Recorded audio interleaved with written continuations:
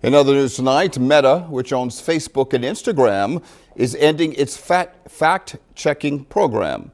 Instead, Meta will allow the social media community itself to weigh in on whether something is true or false. But opponents of the decision say it will lead to even more misinformation. It's an issue President-elect Donald Trump has been very vocal about. Consumer reporter Nydia Hahn has a closer look. Zuckerberg says these new measures will prevent harmless content from getting censored and users who haven't violated the company's policies from being mistakenly locked in Facebook jail. But critics say he is simply bending to Trump and politics.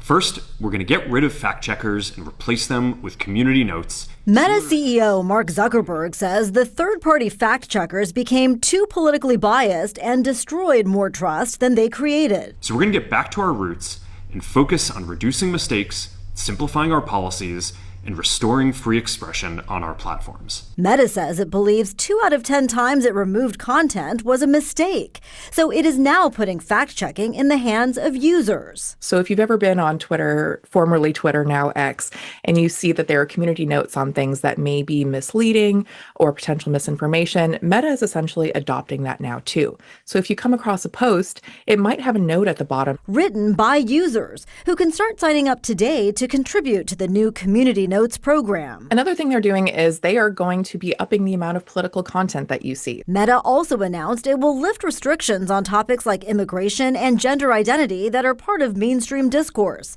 The change is coming as Zuckerberg works to strengthen ties with incoming President Donald Trump, who is praising the pivot, as is free speech advocate and former ACLU President Nadine Strawson. I think user empowerment is exactly the way to go. You give these changes announced by Meta today a thumbs up?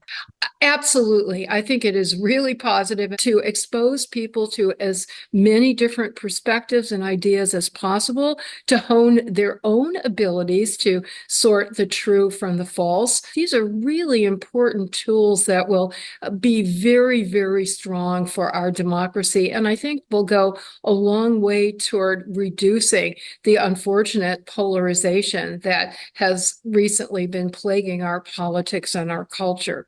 Meta stresses it will continue to moderate content related to drugs, terrorism, and child exploitation, and announced it will relocate the team that does that from California to Texas. I'm Nydia Hahn, Channel 6 Action News.